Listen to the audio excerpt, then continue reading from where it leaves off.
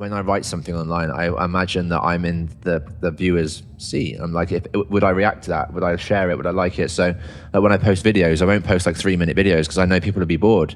They're going to click past it. But if I put a 30-second one and they're going to share it, like, oh, I want more.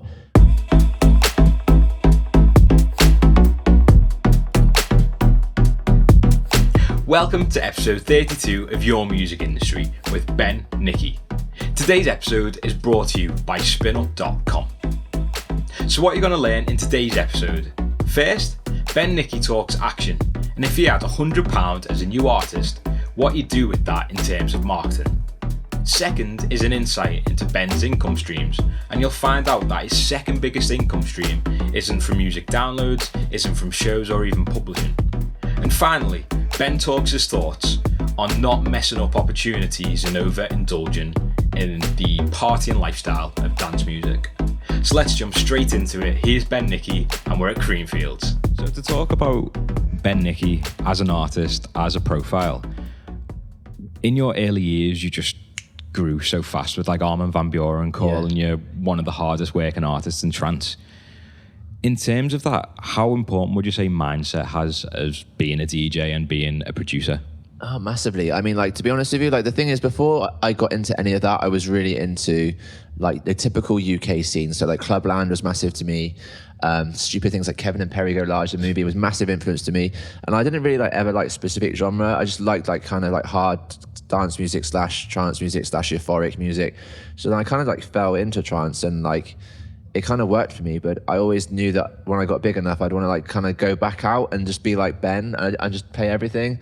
So yeah, I mean, I did have a plan, and obviously when you don't stick to a certain sound, everyone then thinks that they have the right to tell you what to play, so they get judgmental. And if you can't do a criticism, definitely don't be a DJ. Like, it's the worst job to be in for that. But yeah, I mean, it's worked out really well for me. So I'd say if you got a plan, just stick to it, man. Like, just be you. Don't try and like copy someone, because you end up just making them look bigger, and you're not going to really benefit your own individuality. So yeah. How do you think that impacts on approaching labels? Because there are genres, there are boxes to fit in, but is there a way that you found that you can still fit within the genre but be innovative?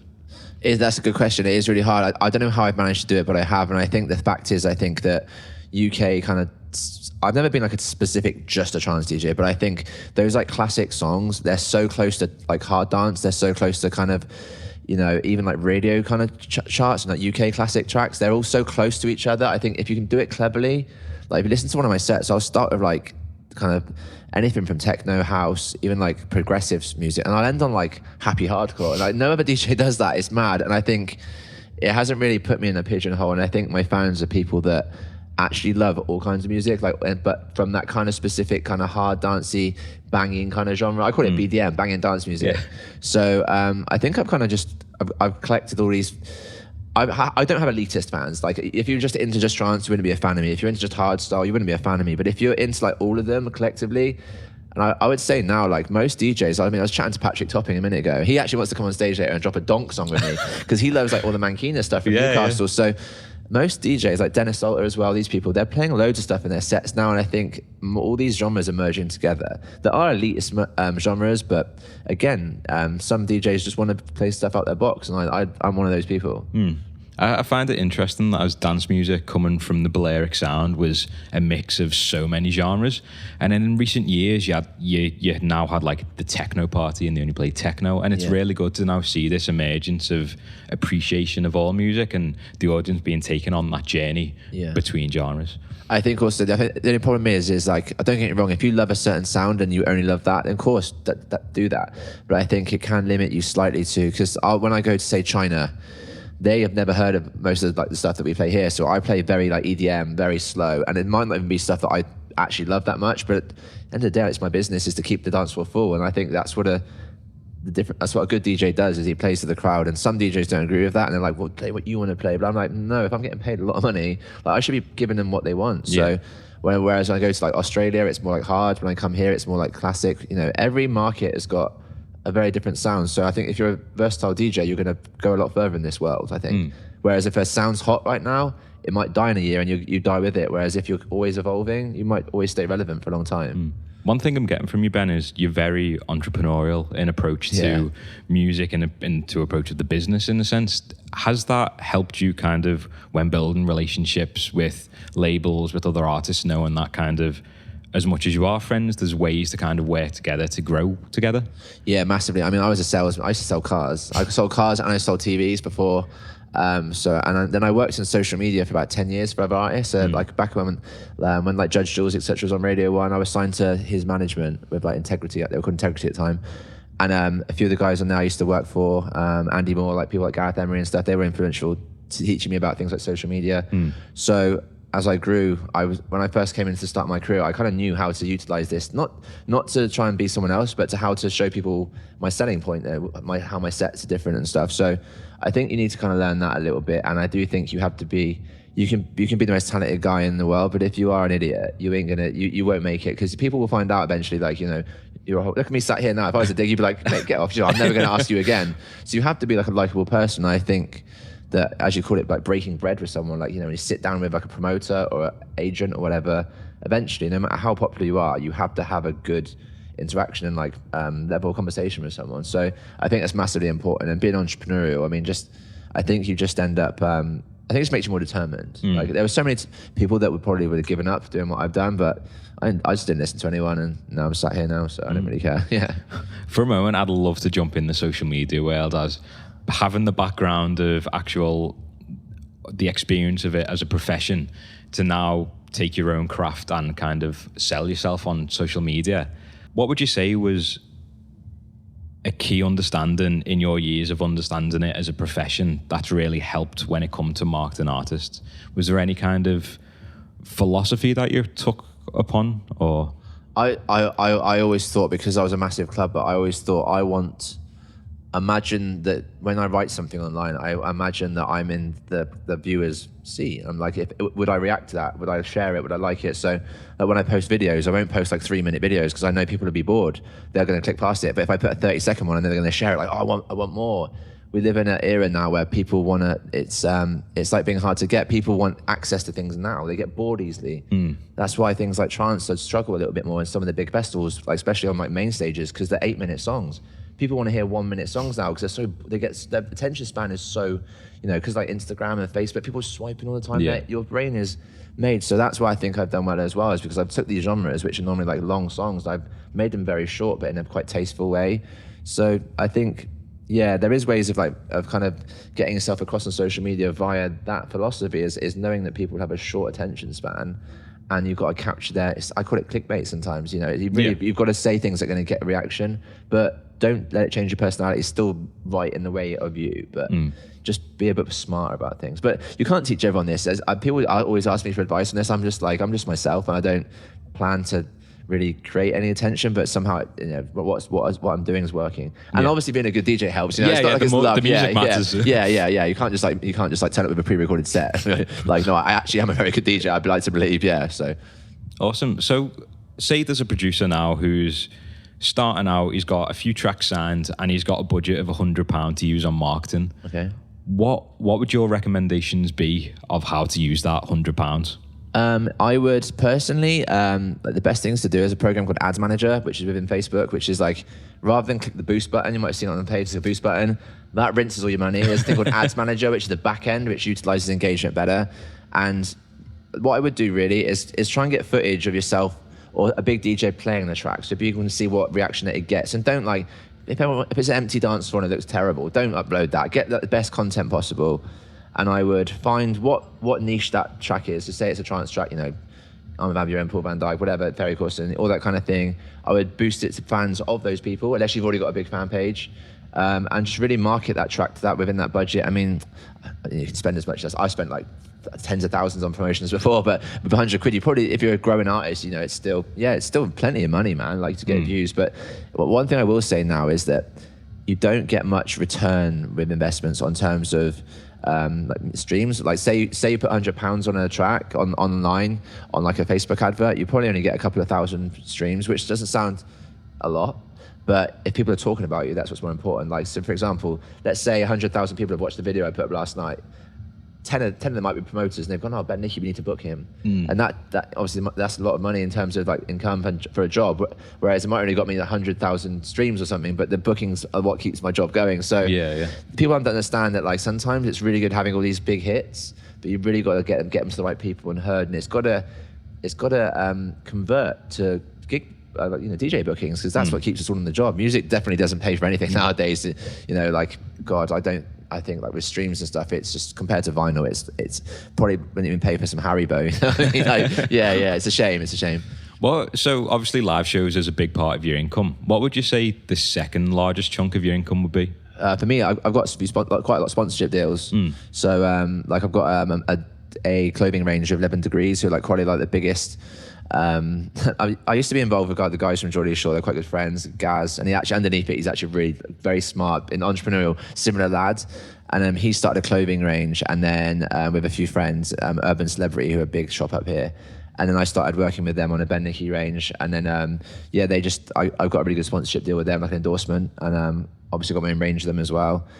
So I'd say that really. I mean, I'm probably even more than I get more than that than I do for music production. Really? Yeah, and I release like 10 singles a year.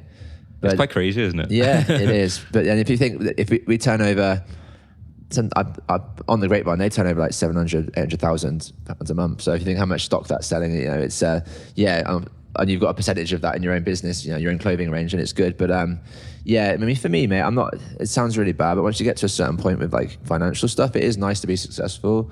But like being rich ain't great. Like it's more money, more problems, man. Because you're still on your own, you're still touring, you're still without your family.